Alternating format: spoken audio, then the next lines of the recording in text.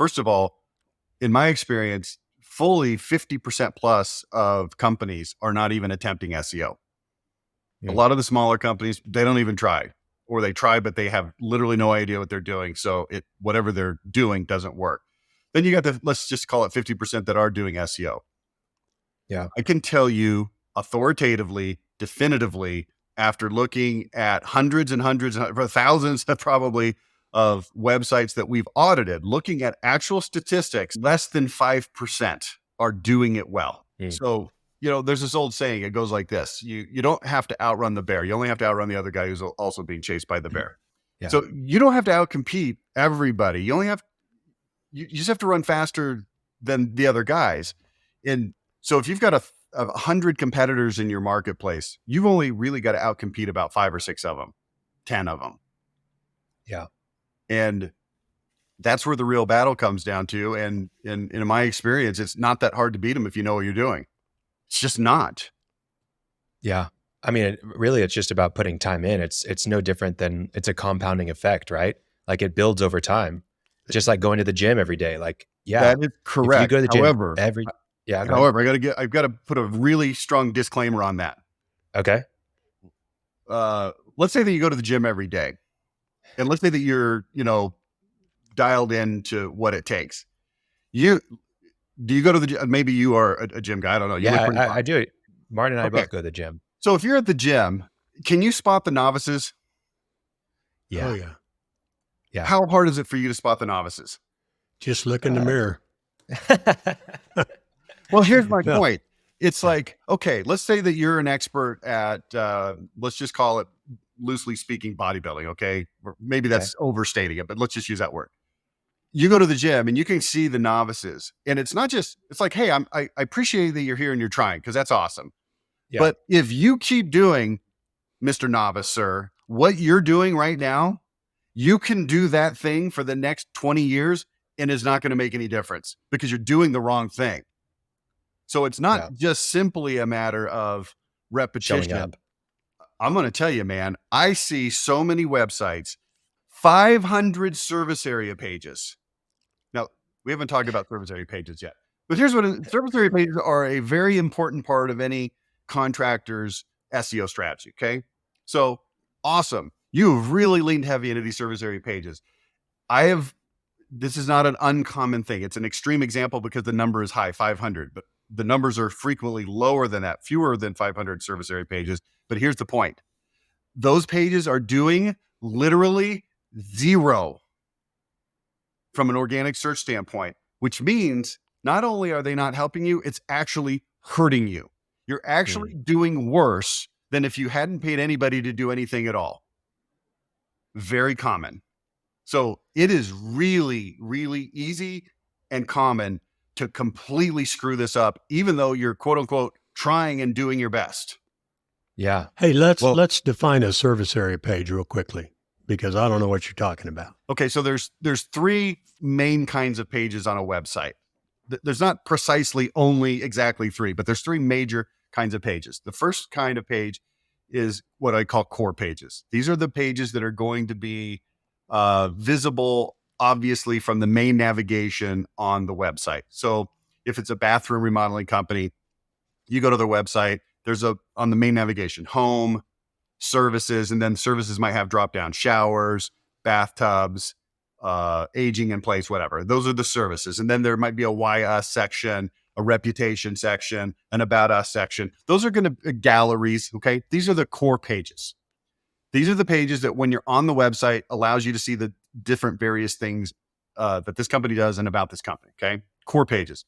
Then there's 2 other major kinds of pages. These are going to be service area pages and blog pages. Now, these are the pages that are tasked with driving traffic to the site. Now, the core pages can be optimized so that they are recognized by Google and they can receive some traffic, but the heavy lifters are going to be the blog pages and the service area pages. So here's what I'm going to do. I'm going to put a little bookmark on the service area definition for just a second. And I'm going to back up for a minute because I need to explain something about SEO that almost nobody knows. And it's very basic. Here's what it is. Google does not rank websites. That's supposed to be kind of like a shocking statement. What do you mean Google doesn't rank websites? Well, here's what Google does do. It ranks web pages. Okay, so if you've got a 100-page website, here's what people think. Oh, I just created this brand new website. Website is beautiful. It's awesome. Now we're going to start ranking for stuff. And then they get ads, or they see ads, or they get these stupid emails from people. Oh, your website will rank on the first page, or you don't pay us. But this doesn't even accurately describe how SEO works. There's no such thing as here's a website that is ranking. Websites don't rank, web pages do. So here's how it works. I'm in a town called Linden, Utah. Okay, this is where I live. If I'm looking for a roofer, we'll just stick with roofers for no particular reason. We could easily say windows or concrete or anything, but I'll just stick with roofers. If I go to Google and I type roofer near me, here's what Google does. It looks at the literally hundreds of billions of pages that exist on the internet, and Google makes this determination. Which page or pages are the most precise match for what this person is searching for based on two things. Number one, what it is he's searching for. And number two, where it is he's searching for it. Okay, so this is what we call a geo keyword pair. This is really, really important. Geo keyword pair. Geo, where, keyword, what. So Google's going to look for, are there any pages that are optimized for what this person is looking for and where they're looking for it. So here's who's going to win that search in terms of the companies that have their websites. The company that has the correct page on their site, or pages, could be multiple pages, that are optimized for that geo keyword pair, which in my case is something called Linden and roof repair. So if you're a roofing company, let's say, and you've got a website, it's got 30 pages, why choose us? Here's the kind of roofing things we do. Here's some pictures, galleries. Here's some reputation things. This is typical stuff, okay?